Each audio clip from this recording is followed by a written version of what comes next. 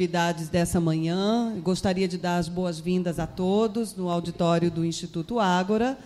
E para, então, a segunda mesa redonda do evento, do primeiro ENEBAC. Espero que todos vocês tenham aproveitado bastante o dia de ontem e a primeira parte dos trabalhos, as apresentações nos círculos dialógicos. E para iniciar, e enquanto o pessoal termina de chegar, e para que a gente possa entrar num clima bem legal, bem bacana, nós vamos, antes das apresentações do trabalho, ter uma apresentação cultural. E eu gostaria de chamar a Rosa, não é? Aqui? Fabiola? Fabiola, que tem a palavra, e ela vai explicar do que se trata. Bom dia. Nós combinamos um sarau, mas devido ao tempo nós fizemos aqui um sarau assim bem reduzido, um pouquinho michuruca, mas o poema não. Michuruca no sentido do tempo, mas não no sentido do poema. Eu queria recitar um poema, começar com um poema de Zila Mamed, que é o nome da nossa biblioteca, daqui da universidade. E, se ela estivesse viva, estaria fazendo 100 anos por esses dias. E o poema dela é bem conhecido, A Ponte, e ela diz assim: salto esculpido sobre o vão do espaço em chão, de pedra e de aço, onde não permaneço, passo. E eu gostaria também de recitar só mais um poema, que esse pequenininho e outro também. É um poema de Constantinos Cavafis. Ele falou, na época que ele é grego, e ele discordava um pouco das ideias reacionárias da época dele. E ele estava dormindo, quando acordou, ele estava no manicômio, tinha um internado como louco. E aí ele faz um poema chamado Muros, e ele diz assim: sem cuidado nenhum, sem respeito nem pesar, ergueram à minha volta altos muros de pedra. E agora aqui estou, em desespero, sem pensar noutra coisa. O infortúnio a mente me depreda. Quando os ergueram, mal notei os muros, esses. Não ouvi voz de pedreiro, um ruído que fora. Isolaram-me do mundo sem que eu percebesse.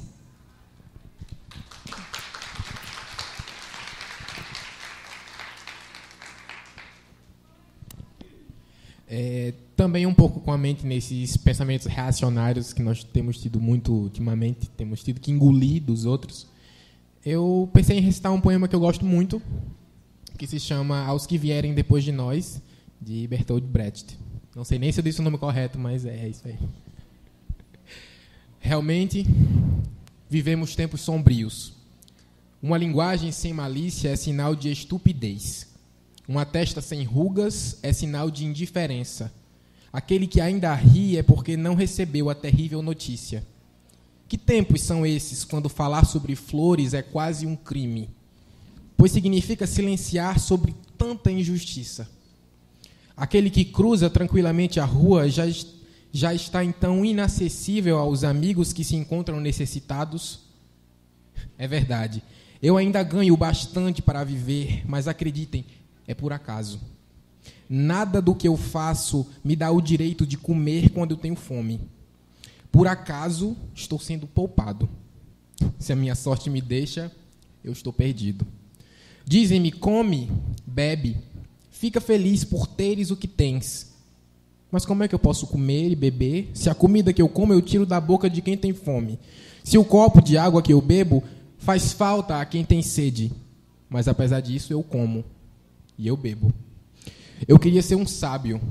Nos livros antigos está escrito o que é a sabedoria: manter-se afastado dos problemas do mundo e, sem medo, passar o tempo que se tem para viver na terra. Seguir seu caminho sem violência, pagar o mal com o bem. Não satisfazer os desejos, mas esquecê-los. Sabedoria é isso? Mas eu não consigo viver assim. É verdade. Eu vivo em tempos sombrios. Eu vim para a cidade no tempo da desordem, quando a fome reinava. Eu vim para o convívio dos homens no tempo da revolta e me revoltei ao lado deles. Assim se passou o tempo que me foi dado viver sobre a terra. Eu comi o meu pão no meio da batalha, eu deitei-me entre os assassinos para dormir, amei sem ter cuidado. e não tive paciência com a natureza. Assim se passou o tempo que me foi dado para viver sobre a terra. Vocês que vão emergir das ondas em que nós perecemos, pensem, quando falarem das nossas fraquezas nos tempos sombrios, de que vocês tiveram a sorte de escapar. Nós existimos através da luta de classes, mudando mais seguidamente de países que de sapatos, desesperados, quando só havia injustiça e não havia revolta. Nós sabemos, o ódio contra a baixeza também endurece os rostos. A cólera contra a injustiça faz a voz ficar rouca. Infelizmente, nós que queríamos preparar o caminho para a amizade, não podemos ser nós mesmos bons amigos. Mas vocês, quando chegar o tempo em que o homem seja amigo do homem, pensem em nós com um pouco de compreensão. Eu tenho certeza que os donos da terra ficariam mais contentes se não ouvissem a minha voz. A minha voz não pode muito, mas gritar eu bem gritei.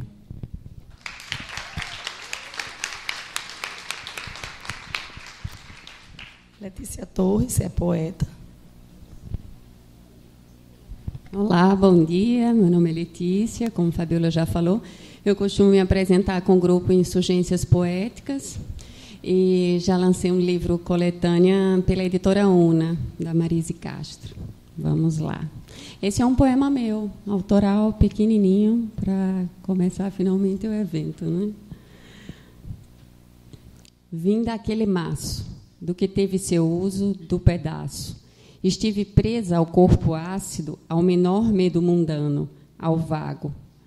Vim do estrago, fui atrás do que sobrou, do desamor, do que ficou no mato. Falei baixo, só para incomodar seu grito, meu humor mais escasso.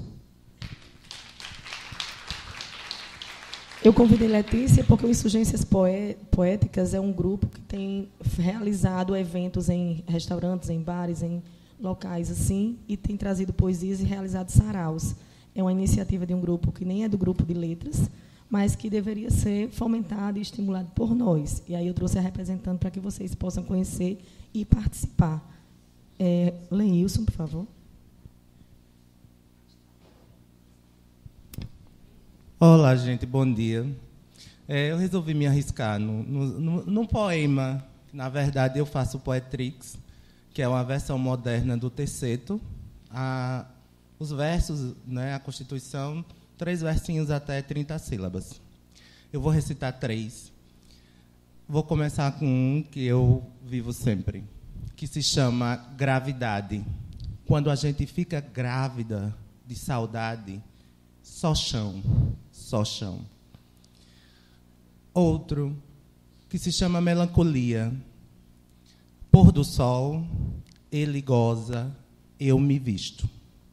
E, por último,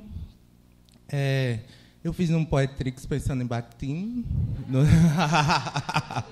Não poderia deixar. E se chama Sonho. Nevasto dia, nublado, eu acabado no outro.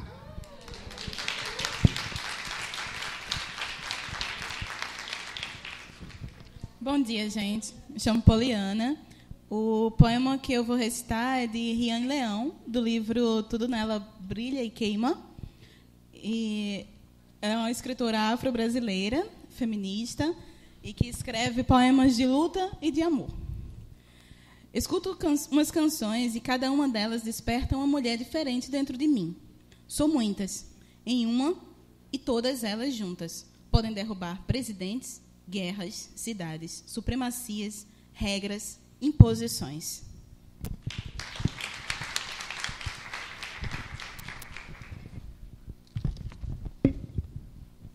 Regina Azevedo disse assim: nos seus cílios eu vejo um gradeado completo de uma prisão brasileira. Senhor político, vá ao oftalmologista.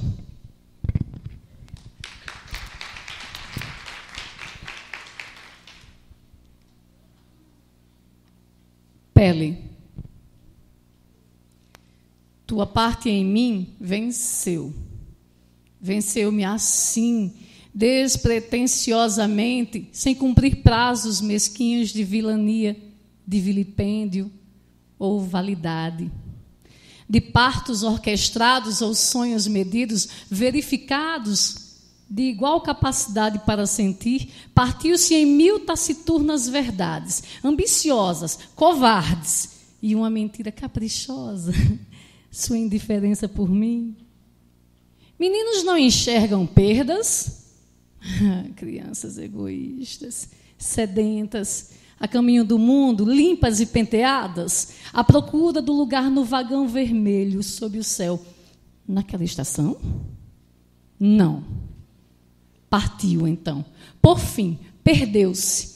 E eu não pude ser o pai sob peles, o primo comparsa, a amante dourada, o amigo que diz somos, a mãe que lhe diz faça.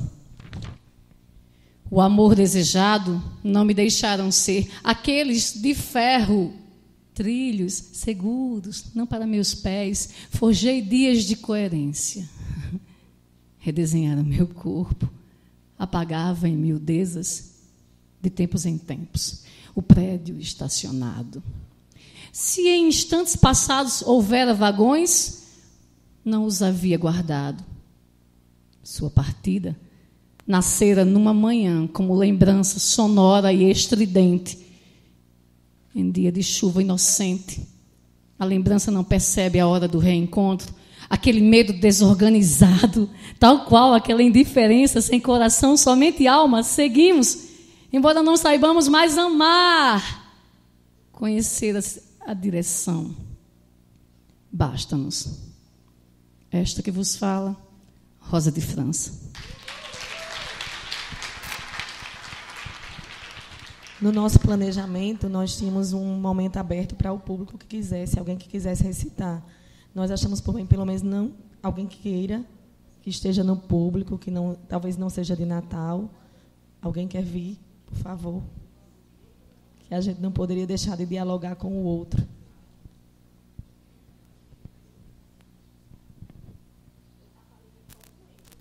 Com medo que vocês não abrissem. Eu sou baixinha. Eu posso subir aqui? Porque eu sou baixinha.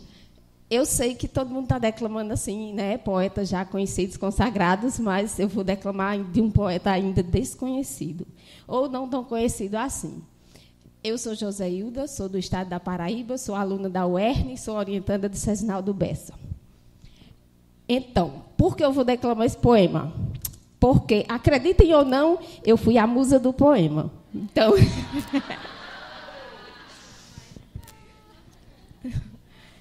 Eu deslizo nas curvas do teu corpo, como as águas correntes de um rio. Teu calor me faz sentir um frio e eu me aqueço nos teus braços envolventes.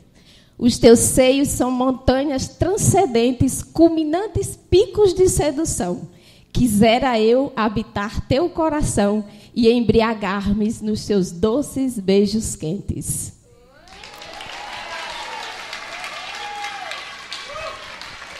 Com isso, nós lacramos o sarau poético e passamos aqui a vez e a voz.